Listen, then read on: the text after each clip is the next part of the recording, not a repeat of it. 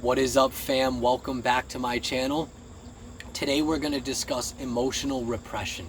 I think this is a huge issue in society nowadays, as not enough people are connecting our repressed emotions to our physical responses.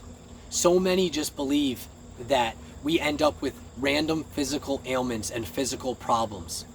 However, I believe that these issues that manifest into adulthood stem from some form of emotional neglect or emotional need that was unmet as a child. Now, this is a generational issue, as we have simply repressed our emotions. Most of us were raised to not show affection, to not talk about our issues, to not express our concerns, as our parents had enough on their plates that we were told to not add to their plates. And I'm not here to blame anybody. I am just here to bring awareness to this topic. And I am here to break the cycle within my family of emotional repression. So therefore, the cycle ends here. So when I have a child, they will know that it is okay to talk about your emotions. It is okay to cry. It is okay to reach out for help when you need it. And that dad will not put his work and his own needs before his child's emotional needs. Some of us were so unfortunate to not even be raised by our parents, or to be raised by only one parent. And some of us were lucky enough to be raised by both parents in a loving family with parents that were physically there, but weren't always emotionally there. I used to compare, and since I was raised in a family that was so great, there was such a good camaraderie within our family, that I didn't realize that there was still emotional needs that were not being met. I was not being abused physically. I was being taken care of. All my needs were met, but my emotional needs, not all of them were being met. And I realized that this manifested into my life with addiction. And in society, it manifests in not only addiction, but anxiety, depression, self-harm.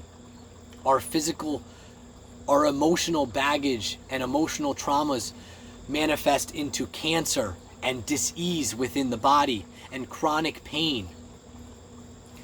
We do not realize that some of our low back pain, neck pain, issues within our intestines can manifest from our repressed emotions. There are ways to move past these emotions. It is never too late.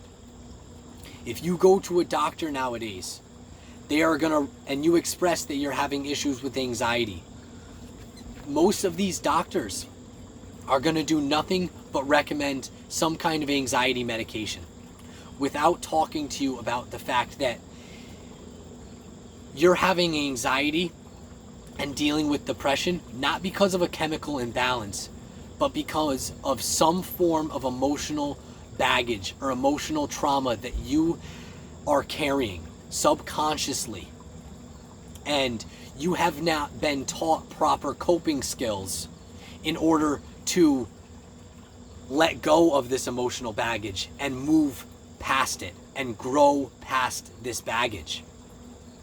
We were never taught in schools how to deal with our emotions, how to cope with life as they come.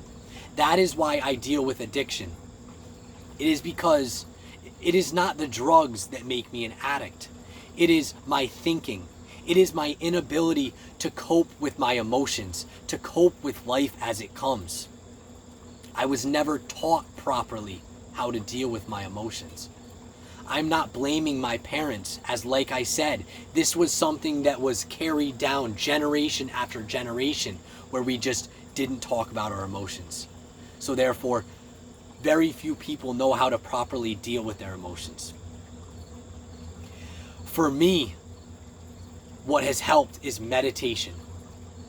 It has helped me to understand that the beliefs, the values, and ideas that I have been programmed with are not my own beliefs, ideas, and values. And I've realized that my programming does not align with my goals and my purpose in the world. So I have to find ways, which I choose holistically, to tap into my subconscious, to reprogram myself with my own beliefs, my own ideas, and my own values that align with myself and my future. I have chosen to face my fears, to deal with my emotions, to cry when I need to reach out for help when I know that I'm struggling. This does not make me any less of a man. It makes me more of a man to reach out when you need help, to seek therapy, to look into different approaches for healing. There are healers out there, and there is holistic medicine and alternative medicine that can help us work through these emotional traumas and these emotional barriers that we don't even realize that we have. I want people to do their own research and stop falling into the trap of just taking medication that is not getting us any closer to our issues. I hope that this helps and gives you some food for thought. I love you guys. God bless.